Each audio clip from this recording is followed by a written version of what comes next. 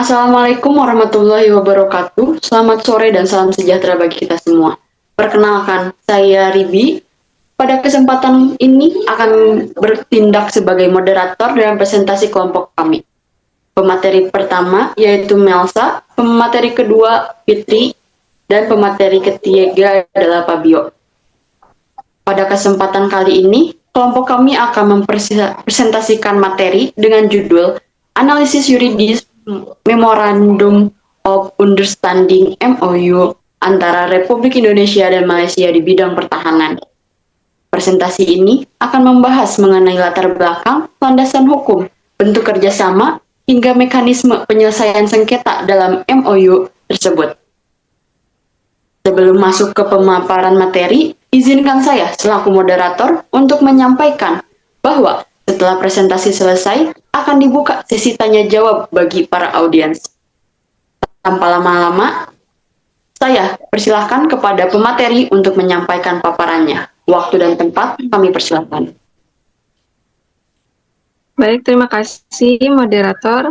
Di sini saya akan menjelaskan terkait identitas dan legal standing para pihak. Nah, perjanjian ini diklasifikasikan sebagai perjanjian bilateral antar subjek hukum internasional kedaulatan.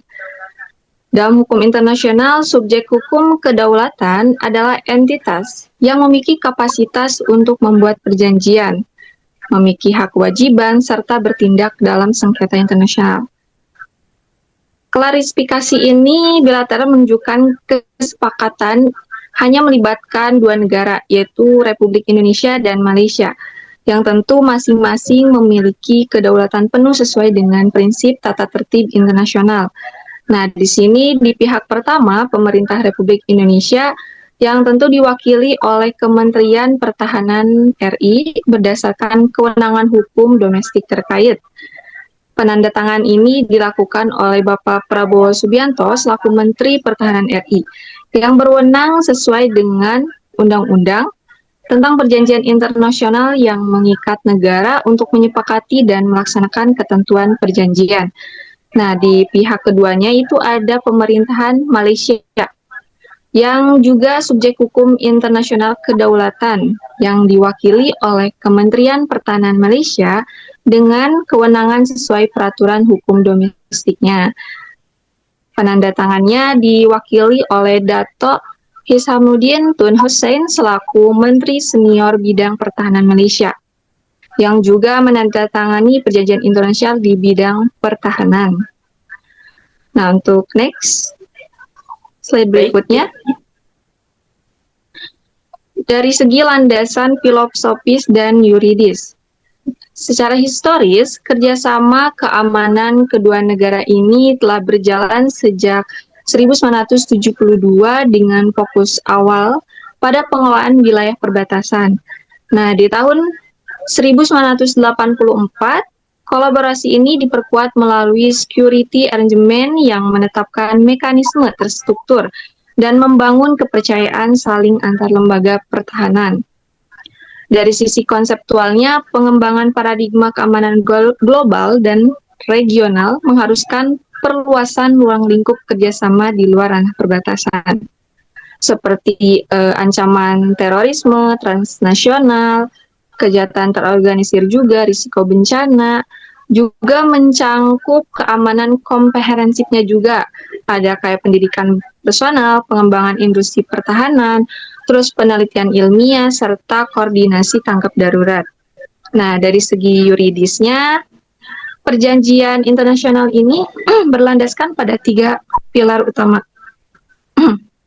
Yang pertama, dari segi prinsip ASEAN, sesuai Piagam ASEAN 2007 yang bertujuan komunitas politik keamanan ASEAN. Terus yang kedua, dari segi prinsip kesetaraan dan saling menguntungkan sebagai asas hukum internasional yang menjamin kedudukan sama dan distribusi manfaat seimbang. Terus yang terakhir, dari segi prinsip penghormatan terhadap kedaulatan dan integritas wilayah yang menentukan setiap aktivitas itu kerjasama harus sesuai dengan hukum domestik negara masing-masing.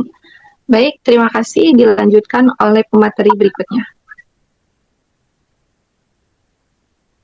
Baik, terima kasih Melsa. Saya akan menjelaskan bentuk-bentuk kerjasama berdasarkan pasal 2. Kerjasama meliputi yang pertama itu adalah dialog bilateral dan konsultasi strategis berkala mengenai isu militer. Yang kedua, pertukaran informasi strategis, simposium, dan kunjungan studi. Yang ketiga, kerjasama militer, pertukaran personel, pendidikan, pelatihan, dan dukungan logistik. Yang keempat, sains dan teknologi pertahanan, teknologi militer dan berbagi informasi teknis. Yang kelima, kerjasama industri pertahanan. Terus ada juga dengan hal teknis dan operasional diatur dalam pengaturan pelaksanaan terpisah, seperti dibentuknya komite bekerja sama yang diketuai secara bersama oleh Sekretaris Jenderal Kementerian Pertahanan kedua negara. Komite ini akan memantau dan mengelola seluruh kegiatan kerjasama dengan pertemuan rutin setahun sekali secara bergantian di Indonesia dan di Malaysia. Akan dilanjutkan oleh pemateri selanjutnya. Bab 5. Ketentuan, perlindungan, dan rahasia negara. A. Klasifikasi kerahasiaan. Yang pertama ada top secret atau sangat rahasia. Kedua, secret rahasia. Ketiga, atau confidential. Yang keempat ada restricted atau terhadap atau terbatas. B.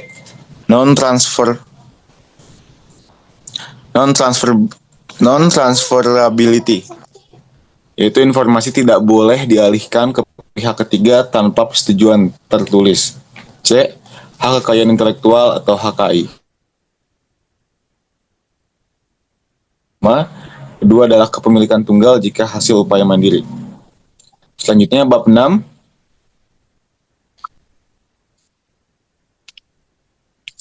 Klausul penyelesaian sengketa dan terminasi. 1. Penyelesaian sengketa damai melalui negosiasi diplomatik tidak melibatkan pihak ketiga atau pengadilan internasional. Kedua, masa berlakunya hanya 5 tahun dan diperpanjang otomatis tiap 5 tahun. 3. Terminasi dapat diakhiri dengan notifikasi tertulis 180 hari sebelumnya. 4. Bahasa resmi. Bahasa Indonesia dan bahasa Inggris jika ada perbedaan. Bahasa Inggris yang berlaku. Oke. Terima kasih. Lanjutkan ke slide berikutnya. Baik, terima kasih kepada pemateri atas pemaparan yang sangat jelas dan komprehensif. Dari pemaparan tersebut dapat disimpulkan merupakan MOU ini memiliki perjanjian bilateral yang sah antara dua negara berdaulat dengan landasan historis dan prinsip internasional yang kuat. Ruang lingkup kerjasama yang sangat luas, didukung instrumen pelaksanaan yang jelas, ketentuan keamanan yang ketat, serta mekanisme penyelesaian sengketa yang terminasi yang teratur.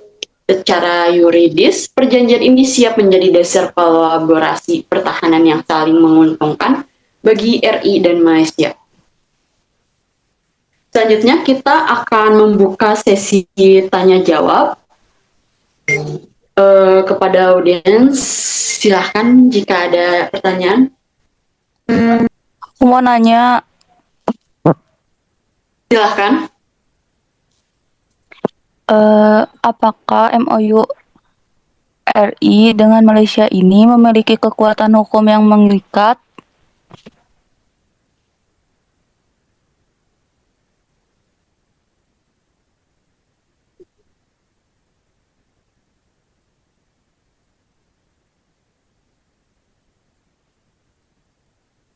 Bagaimana? Apakah MOU Republik Indonesia dengan Malaysia ini memiliki kekuatan hukum yang mengikat? Nah, baik, izin menjawab ya. Mengenai pertanyaan tersebut, secara yuridis, MOU ini merupakan perjanjian internasional bilateral yang sah karena dibuat oleh subjek hukum internasional dan ditandatangani oleh pejabat berwenang. Meskipun bersifat MOU, isinya tetap mengikat secara hukum internasional selama dilaksanakan dengan itikat baik. Seperti itu. Apakah puas dengan jawabannya? Wah, satu lagi. Silahkan. Apa manfaat utama kerja sama pertahanan Republik Indonesia dengan Malaysia bagi kedua negara? Itu satu lagi udah. Oke, baik. Izin menjawab. Dari segi manfaat utamanya, tentu kolaborasi ini tentu berkontribusi pada peningkatan kapasitas pertahanan nasional, yang masing-masing pihak ini memiliki sinergi sumber daya dan keahlian. Nah, dari segi kerjasama ini, mendorong operasional melalui mekanisme pelatihan bersama, terus pertukaran teknologi, serta pengembangan industri pertahanan yang tentu saling menguntungkan. Dari segi dimensi kawasannya, berperan penting dalam segi keamanan regional, berdasarkan dengan prinsip ASEAN selaras gitu. Sebagai upaya pencegahan terhadap misal ada konflik di wilayah perbatasan, terus merupakan komitmen kedua belah pihak sejak Security Arrangement tahun 1984 yang dimana mewujudkan berdasarkan landasan kesetaraan, penghormatan, kedaulatan masing-masing gitu. Terima kasih, bisa dipahami? Bisa. Izin bertanya ya, Melsa, kenapa penyelesaian sengketa MOU ini tuh nggak ngelibatin pengadilan internasional? Izin menjawab ya, karena kedua negara tersebut ingin menjaga kedaulatan dan hubungan diplomatik yang baik. Penyelesaian secara negosiasi dianggap lebih fleksibel, cepat, dan sesuai dengan prinsip ASEAN yang mengutamakan musyawarah.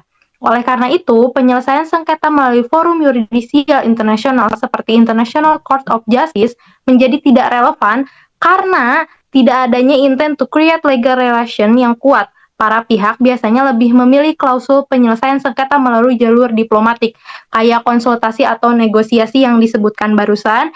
Jadi, lebih fleksibilitas dan juga hubungan bilateralnya tanpa risiko litigasi yang berkepanjangan dan bersifat konfrontatif. Gitu sih. Baik, mungkin jika tidak ada yang ditanyakan lagi, terima kasih teman-teman sudah mau bertanya. Semoga pemaparan dan diskusi yang kami berlangsung dapat mendapatkan pemahaman kita mengenai analisis yuridis Memorandum of Understanding antara Republik Indonesia dan Malaysia di bidang pertahanan. Kami menyadari bahwa dalam penyampaian pemateri masih banyak terdapat kekurangan. Oleh karena itu, kami memohon maaf apabila terdapat hal-hal yang kurang berkesan. Akhir kata, saya Ribi, sekian, moderator, mengucapkan terima kasih.